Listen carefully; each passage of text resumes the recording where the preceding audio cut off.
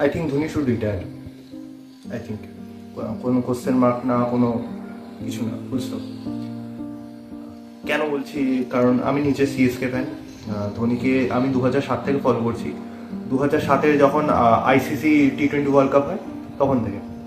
তার আগেও খেলা দেখতাম, কিন্তু তখন অতটা খেলা বুঝতাম না। সো সেইভাবে আমি কখনো কাউকে নিয়ে ফিল করিনি, বা মানে এমন একটা প্লেয়ার থাকে যাকে দেখে তুমি কোনো একটা স্পোর্টস দেখা শুরু করো, সেটা ক্রিকেট হোক, ফুটবল হোক, যে কোনো স্পোর্টসে হয়। সেরকম রোল মডেল আমার কাছে ছিল ধোনি, সচিন টেন্ডুলকার, ব্যাস। 2007 হলো, 2011-তে আমরা তাকে ওয়ার্ল্ড কাপ জিততে দেখলাম। সে ওয়াংখাড়েতে 6-8 মারা, তারপর সে 2013 হলো, ইংল্যান্ডকে হারালো ফাইনালে। 2007-এর তো ইন্ডিয়া পাকিস্তানের ফাইনাল হয়েছিল, খুব নেল বাইটিং একটা ফাইনাল হয়েছে, তো যেখানে জিতেছিল ইন্ডিয়া। তারপর ধোনির ক্যাপ্টেন্সিকে নিয়ে আমরা কখনো কোশ্চেন করতে পারবো, বা ফিটনেস নিয়ে আমরা কোশ্চেন করতে পারবো না, কখনোই না। বাট 2013-র পর থেকে অনেক কটা আইসিসি টুর্নামেন্ট হারে, যে উইনটা আমরা সবসময় পেয়ে এসেছি, যেটা সবার কাছে ছিল, সেটাতে একটা খামতি ঘটলো। আর মানুষ ধোনির লেগেসিতে কোশ্চেন করা তখন থেকে শুরু করে। 2019 এলো, আর প্রত্যেকটা আইসিসি টুর্নামেন্টের মতো এই সালেও ইন্ডিয়া ফেভারিট ছিল। আর এই 2019 সালের টিমটাও খুব ভালো ছিল, ইনফর্ম ছিল ইন্ডিয়া, তো ফেভারিট ছিল অবভিয়াসলি। 2019-এ নিউজিল্যান্ডের এগেনস্টে সেমিফাইনালে ইন্ডিয়ার ব্যাটিং অর্ডার বাজেভাবে কোলাপস করে, মানে বাজেভাবে মানে চূড়ান্ত বাজে।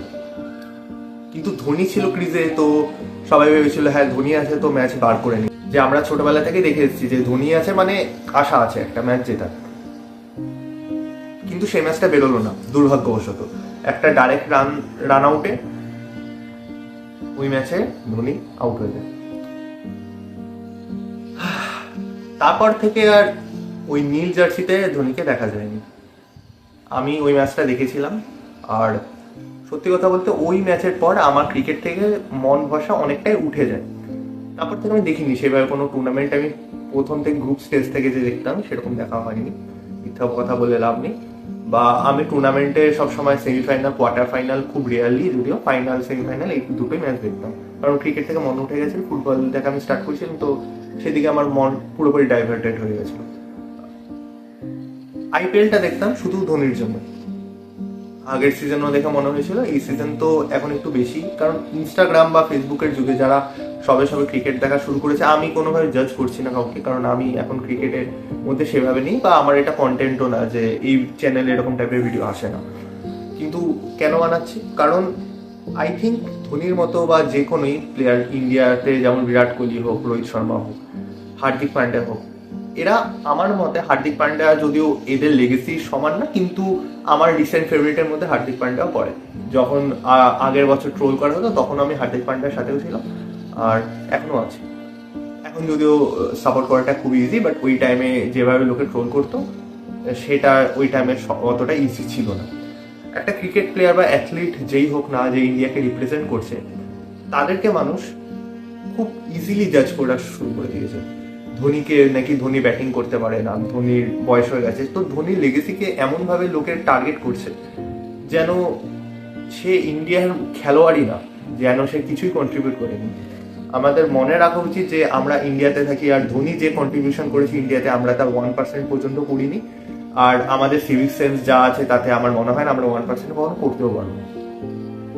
সেখানে সেই প্লেয়ারটা 3টে আইসিসি টুর্নামেন্ট জিতিয়েছে, কিন্তু আমি তাও বলছি যে ধোনির রিটায়ারমেন্ট নেওয়া উচিত। কেন? কারণ চেন্নাই সুপার কিংস এখন শুধু চেন্নাই সুপার কিংস না, একটা টাইমে একটা ফ্র্যাঞ্চাইজি ছিল, একটা টিম ছিল, বাট এখন সেটা পুরোপুরি ধোনির ওপরই ডিপেন্ডেন্ট। প্রত্যেকটা রান আউট, আউট যাই হয়, অপোজিশন টিমের সাথে সাথে নিজের টিমের প্লেয়ার ফ্যান্সরাও চিয়ার করে, প্লেয়ার্সরাও। কেন? কারণ জানে ধোনি নামবে ব্যাটিংয়ে। এবার আমি বুঝতে পারি একটা ফ্যান বয় হিসেবে নিজের ফেভারিট প্লেয়ারকে নামছে, সেটা থেকে সবারই খুশি হবে, কিন্তু আমাদের ভুলে যাওয়া, মানে ভোলা উচিত না যে এটা একটা টিম গেম হচ্ছে। আমি জানি অন্য কোনো প্লেয়ার হলে এই কথাটা উঠতো না, বাট ধোনির জন্য আইপিএল অনেকটা টিকে রয়েছে, কারণ ধোনির জন্য অনেকেই ক্রিকেট খেলা দেখে, আমার মতো অনেক হাজার হাজার কোটি কোটি লোকজন আছে যারা জাস্ট ধোনিকে দেখবে বলেই খেলাটা দেখে। কিন্তু আমি তাও কেন বলছি, ক্রিস্টিয়ানো রোনাল্ডো হোক, মেসি হোক, এরা যদি 50-60 বছর পর্যন্ত খেলে, লোকজন তাও এদেরকে দেখবে, সবসময় দেখবে। এরা যখন খেলবে মাঠ খালি থাকবে না, বা ব্রডকাস্ট কখনো ফেল করবে না। ধোনিও সেরকম লেভেলেরই প্লেয়ার, বিরাট কোহলি হোক, ধোনি হোক। আই থিঙ্ক ইন্ডিয়াতে এই দুটো প্লেয়ার আছে, রোহিত শর্মা মেবি, বাট আমার মনে হয় এই দুটো প্লেয়ারই আছে যারা এই ক্যাপাসিটি রাখে, যারা 50-60 বছর পর্যন্ত খেললেও লোকে তাদেরকে দেখবে। তারা ফেল করুক, জিরোতে ডাকে আউট হোক, তাও লোকে দেখবে। কিন্তু প্রত্যেকটা অ্যাথলিটের একটা সময় থাকে, যে সময়ের পর তাদের সেই লেগেসিতে আর ডাউন হতে থাকে। ক্রিকেট, ফুটবল, যে কোনো স্পোর্টস হোক, একটা টাইমের পর ছেড়ে দেওয়া উচিত, নাহলে সেই স্পোর্টসটা তাদেরকে ছেড়ে দেয়। আমার মনে হয় ধোনিরও সেই সময়টা চলে এসছে। এখনের সময়টা দেখে নিজেরই খারাপ লাগছে, কারণ এইরকম ধোনিকে আমরা খুবই কম দেখেছি। ফিল্ডিং এর সময় সে 100% দেয়, যেভাবে স্টাম্পিং করে মনে হয় না 20-25 বছরের অনেক কিপাররা ওই স্পিডে স্টাম্প করতে পারবেন, আমার মনে হয় না করতে পারবে। কিন্তু ব্যাটিং এ যখন আসে তখন দেখা যায় একটা যে হ্যাঁ, কারণ 9 নম্বরে ব্যাটিং করতে নামছে, 9 নম্বর, যে 5-6 এসে ফিনিশ করতো ম্যাচ, সে 9 নম্বরে নামছে, অশ্বিনকে আগে নামাচ্ছে। তো সে নিজেও জানে যে তার এখন কন্ট্রিবিউশন ব্যাটিং এর ততটা না যতটা আগে ছিল, তাই আগের প্লেয়ারদের চান্স দেওয়া হচ্ছে। এবার লোকে বলবে যে কেন ভাই, তুই তো ক্রিকেট খেলা দিস না, তুই, আমি জানি অনেকে আমাকে বাজে কথাও বলবে হয়তো, কিন্তু এই বছর, আগের বছরেই মাইক টাইসন, নাকি এই বছর হলো, মাইক টাইসন ভার্সেস লোগান পলের যে ম্যাচটা হয়েছিল, সেখানে মাইক টাইসনকে যখন মার খাচ্ছিল তখন নিজেরই খারাপ লাগছিল। আমি মাইক টাইসনকে কখনো ফলো করিনি, কিন্তু মাইক টাইসন একটা লেগেসি আছে, আর সেই লেগেসিকে একটা যখন রিসেন্ট বা ইউটিউবার যে বক্সিংয়ে সেভাবে কন্ট্রিবিউটেড না, সে যখন মারছে দেখে খারাপ লাগে, অবভিয়াসলি খারাপ লাগে। আমি লোগান পলকেও ডিসরেসপেক্ট করছি না, বাট হ্যাঁ, সে একটা প্রপার বক্সার না যেমন মাইক টাইসন। তো অবভিয়াসলি মাইক টাইসনের জন্যই লোকে দেখেছিল ম্যাচটা, নাহলে কেউ দেখতো না। তো ওটাই ব্যাপার, লোকজন দেখবে, কিন্তু সবার সময় থাকে একটা। আর এখন আই থিঙ্ক ধোনির সময়টাও চলে এসছে, কারণ এই ধোনিকে দেখে যতটা একটা, যে ধোনি ভালো চায় বা ধোনি খেলা দেখতে চায়, তো খারাপ লাগে, কোথাও না কোথাও একটু খারাপ লাগে। আমি জানি সে আরো খেলে নেবে এখনো, কিন্তু আই থিঙ্ক সময় চলে এসছে। আই থিঙ্ক 2023-এ পরেই রিটায়ারমেন্ট নিয়ে নিয়ে যখন আইপিএল ট্রফিটা জিতলো, তখন রিটায়ারমেন্ট নেবে না, বেস্ট টাইম ছিল। আই থিঙ্ক যদি একটা ট্রফি আসে তারপর রিটায়ারমেন্ট হোক, তাহলে একটু হ্যাপি এন্ডিং হবে। কিন্তু এখন যদি রিটায়ারমেন্ট নিয়েও নেয়, তাও সেটা খুব একটা ব্যাড এন্ডিং হবে না, কারণ আমরা অ্যাটলিস্ট খুশি হব যে কন্ট্রিবিউশনটা ধোনি দিয়েছে। এখন লোকে অনেকেই ট্রোল করবে, বিরাট কোহলিকেও ট্রোল করবে লোকজন, আর ইন্ডিয়ার খেলা শুরু হলে সেই বিরাট কোহলিকে নিয়ে মাথায় নাচে লোকজন। তো মানুষ পারফরমেন্সের উপরই সবসময় জাজ করেছে, সে তুমি মানুষ হোক, ক্রিকেটার হোক, ফুটবলার হোক, অ্যাথলিট হোক, একটা পার্সন হোক, যেই হোক, তুমি যতদিন কন্ট্রিবিউট করছো ততদিন লোকজন ভালো, আর তারপর কেউ তোমাকে মনেও রাখবে না। উল্টে তোমার যাদেরকে তুমি হেল্প করেছো তারাই তোমাকে নিয়ে বদনাম করবে, সেটা স্বাভাবিক, এটা মানুষেরই ধর্ম।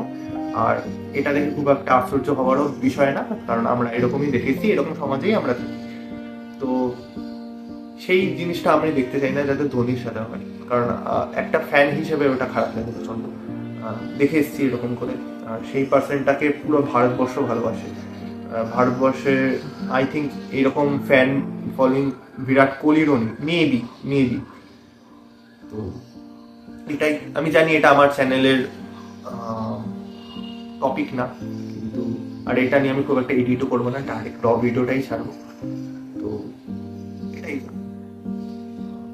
আর কিছু না, জাস্ট খারাপ লাগে, সত্যি খারাপ লাগে।